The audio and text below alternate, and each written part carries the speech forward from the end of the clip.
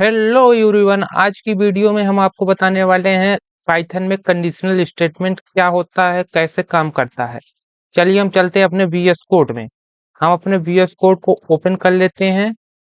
जैसे ही हम अपने वीएस कोड को ओपन करेंगे, अब हम समझते हैं कि कंडीशनल स्टेटमेंट क्या होता है। कंडीशनल स्टेटमेंट हमारा होता है जिसमें हम कंडीशन देते हैं। जैसे मान लीजिए कि हमारी एज 18 प्लस है। एक कंडीशन है कि हमारी एज 18 प्लस है तो हम वोट के लिए एलिजिबल होते हैं। अगर हमारी एज 18 प्लस नहीं है तो हम वोट को नहीं दे सकते। जो हमारा इलेक्शन में वोट होता है उसको हम नहीं दे सकते हैं। 18 प्लस रहेगा तभी हम दे सकते हैं। उसे एक पर्टिकुलर कंडीशन कहते हैं। तो हमारा कंडीशनल स्टेटमेंट एक इफ स्टेटमेंट होता है, इफ इल्स स्टेटमेंट होता है और एक इफ स्टेटमेंट होता है। हमारे जो होते हैं मेन 3 प्रकार के स्टेटमेंट होते हैं। तो हम एक एक को बारी बारी से जानते हैं। तो हमारा सबसे पहले आता है इफ स्टेटमेंट। इफ स्टेटमेंट होता क्या है? इफ स्टेटमेंट के में केवल हम एक कंडीशन देते हैं, केवल एक ही कंडीशन देते हैं, तो हम इसे कोड से समझते हैं। जैसे हमने ए नाम के वेरिएबल में, जैसे मान लीजिए हमने एज नाम के वेरिएबल में हमने 18 रख दिया और यहाँ से हमने क्या दिया, केवल इफ स्टेटमेंट दिया। If bracket open age is greater than equal to 18, जो हमारी एज है अगर 18 के बराबर है, 18 के बराबर है और या उससे बड़ा है, तो हम क्या करेंगे कोट के लिए, तो हम क्या करेंगे यहाँ से कोट के लिए प्रिंट हम क्या करा देंगे, स्टेटमेंट। क्या करा देंगे, स्टेटमेंट। अगर हमारी एज 18 हुई तो हम क्या करेंगे, एलिजिबल, एलिजिबल फॉर वोट, हम वोट के लिए एलिजिबल हो जाएंगे। तो यहाँ से मैं कोड को रन कराता हूँ, तो यहाँ से आपको मिलेगा eligible for vote. Eligible for vote क्यों? क्योंकि ये हमारी 18 है। अब हम इस वैल्यू को चेंज करते हैं। अब हम यहाँ पे दे देते हैं 20, तो भी हमारा यही एलिजिबल फॉर वोट, क्योंकि ये 18 के बराबर और 18 से बड़ा है। तो आप यहाँ 18 के बराबर या 18 से ज्यादा देंगे तो यहाँ पर्टिकुलर कंडीशन चेक करेगा और यहाँ से आपको आउटपुट दे देगा। तो यहाँ से क्या होगा, एलिजिबल फॉर वोट हमारी 28 रहे या 25 रहे, जो भी रहे, अगर 18 के बराबर, 18 के बराबर या उससे बड़ा है तो हम एलिजिबल हो जाएंगे वोट के लिए। तो आई होप ये होता है हमारा इफ स्टेटमेंट। आई होप आपको इससे समझ में आया होगा। तो हम बढ़ते हैं अपने नेक्स्ट स्टेटमेंट की तरफ, जो हमारा है if else statement. If else statement क्या होता है? जैसे मान लीजिए हम इसमें दो कंडीशन को चेक करते हैं। इसमें हमारा आउटपुट, जो हमारा स्टेटमेंट होता है, दो होते हैं।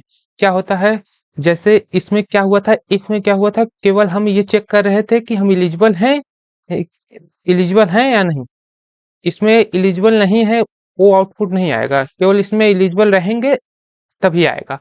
और हमारा इफ एल्स क्या होता है, अगर एलिजिबल है तो भी हमारा आउटपुट आएगा, अगर एलिजिबल नहीं है तो भी आउटपुट आएगा। कैसे आएगा, यहाँ पे हमने एज में क्या दे दिया, 20 दे दिया। मान लीजिए हमारी एज 20 है तो यहाँ पे हमने इफ स्टेटमेंट लगाया। इसमें इफ और एल्स दोनों होते हैं। इफ एल्स स्टेटमेंट से बोलते हैं। इफ स्टेटमेंट में मैंने क्या किया, एज में हमारा एज को चेक किया, प्रिंट क्या किया, एलिजिबल फॉर वोट। अब हमारी दूसरी स्टेटमेंट क्या होती है, दूसरी स्टेटमेंट हम यहाँ से लगाते हैं एल्स। एल्स में हम कंडीशन को नहीं देते हैं। एल्स हमारा ऑटोमेटिकली, अगर इफ सेटिस्फाई नहीं हुआ तो हमारा एल्स ऑटोमेटिक उसे प्रिंट कर देगा। तो यहाँ से हम क्या लिखते हैं, एल्स में print not eligible for vote. तो यहाँ से क्या हुआ, अगर हम 18 या 18 से हमारी एज ज्यादा रहेगी तो एलिजिबल हो जाएंगे, अगर 18 से कम रहेगी तो नॉट एलिजिबल फॉर वोट के लिए हो जाएंगे। तो यहाँ से मैं कोड को रन कराता हूँ। यहाँ से एलिजिबल फॉर वोट, एलिजिबल दिखा रहा है क्योंकि हमारी एज 18 से ज्यादा है। तो यहाँ से मैं इसको लिख देता हूँ 16। तो 16 यहाँ कर दिया अपनी एज को। यहाँ से कोड को रन कराया।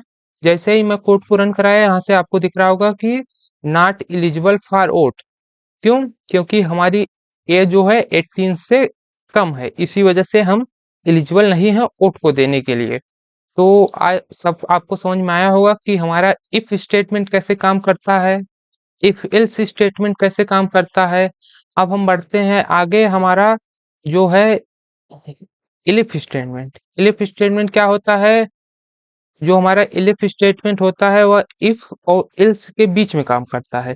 इफ और एल्स के बीच में हमारा काम करता है मल्टीपल स्टेटमेंट को।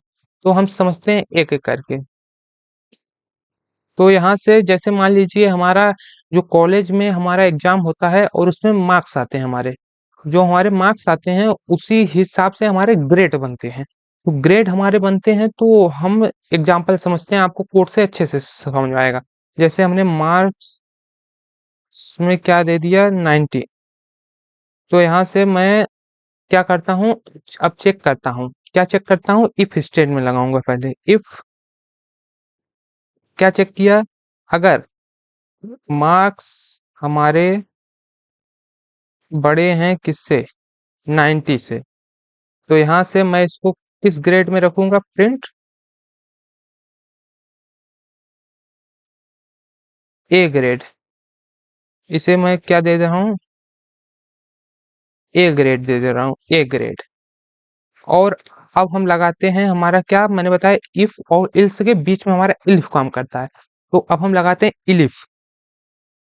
इलिफ, इलिफ में कंडीशन देनी होती है, इफ में देनी होती है, इलिफ में देनी होती है, इल्स में हमारी कंडीशन नहीं देनी होती है। तो इलिफ में हम यहाँ पे कंडीशन देते हैं, क्या देते हैं कि अगर हमारे मार्क्स, मार्क्स क्या है 90 से कम है, 90 से कम है, तो यहाँ पे हम दे देते हैं क्या, प्रिंट करा देते हैं किसको, यहाँ से 90 से कम, और यहाँ से कर देते हैं एंड। एंड मैंने आपको बताया होगा कि जब मैं पढ़ा रहा था आपको ऑपरेटर्स, तो एंड यहाँ पे यूज करा, एंड। एंड यहाँ से करता हूँ मार्क्स, मार्क्स इज बड़े होने चाहिए किससे? 15 से। यहाँ से मैं 16 दे दे रहा हूँ, ठीक है। 16 दे दिया और यहाँ से कोड को रन कराया, और यहाँ से मैं प्रिंट क्या करा दूंगा, यहाँ से दे दिया और यहाँ से प्रिंट करा दूंगा, प्रिंट, प्रिंट क्या करा दूंगा, बी ग्रेड। क्या करा दूंगा? B grade.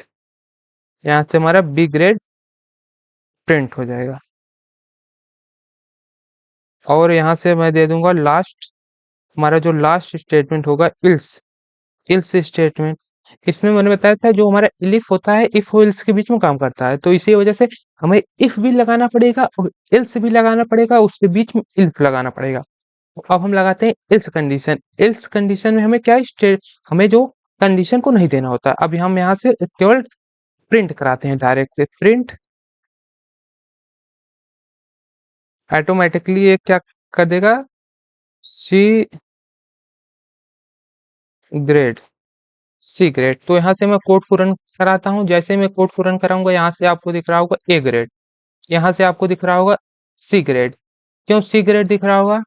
क्योंकि मैंने बताया था अगर 90 से ऊपर है, या मैंने बताया था यहाँ से 90 के ऊपर या 90 से बराबर का कर दे रहा हूँ, 90 से बड़ा या 90 से बराबर। तो यहाँ से 90 से 90 के अगर बराबर भी है और 90 से बड़ा है तो हमारा क्या आएगा, ए ग्रेड में आएगा। तो यहाँ से मैं कोड को रन कराता हूँ। जैसे ही मैं कोड को रन कराया यहाँ से हमारा क्या आ रहा है, ए ग्रेड आ रहा है। ए ग्रेड क्यों आ रहा है? ए ग्रेड हमारा इसलिए आ रहा है क्योंकि यहाँ से इफ स्टेटमेंट हमारा सेटिस्फाई हो गया। तो पहला अगर सेटिस्फाई हो गया तो ये सब नहीं चेक करेगा। अब हम बढ़ते हैं अपने, अब हम बढ़ते हैं अपने दूसरे, यहाँ से वैल्यू को मैं चेक करता हूँ। तो यहाँ से मैं दूसरे वैल्यू दे दे रहा हूँ मार्क्स में। तो यहाँ से मार्क्स में मैं दे दे रहा हूँ 65। तो जैसे मैं 65 दिया, यहाँ से कोड को रन करा रहा हूँ। जैसे मैं कोड को रन कराया यहाँ से बी ग्रेड आपको दिख रहा हो। क्यों बी ग्रेड दिख रहा है? क्योंकि ये जो 65 है ये क्या कर रहा है, 90 मतलब 90 और 60 के बीच में है, तो इसी वजह से हमारा बी ग्रेड आ रहा है। तो अब हम इस वैल्यू को चेंज करते हैं। अब हम दे देते हैं 14। जैसे मैं 14 दूंगा तो ये थर्ड वाला सी ग्रेड आपको आउटपुट में दिखेगा। सी ग्रेड आउटपुट में आपको दिख गया होगा, यहाँ पे देख लीजिए। क्यों क्यों सी ग्रेड दिखा? क्योंकि यहाँ से पहला चेक किया, इफ स्टेटमेंट सेटिस्फाई नहीं हुआ, इफ चेक किया सेटिस्फाई नहीं हुआ।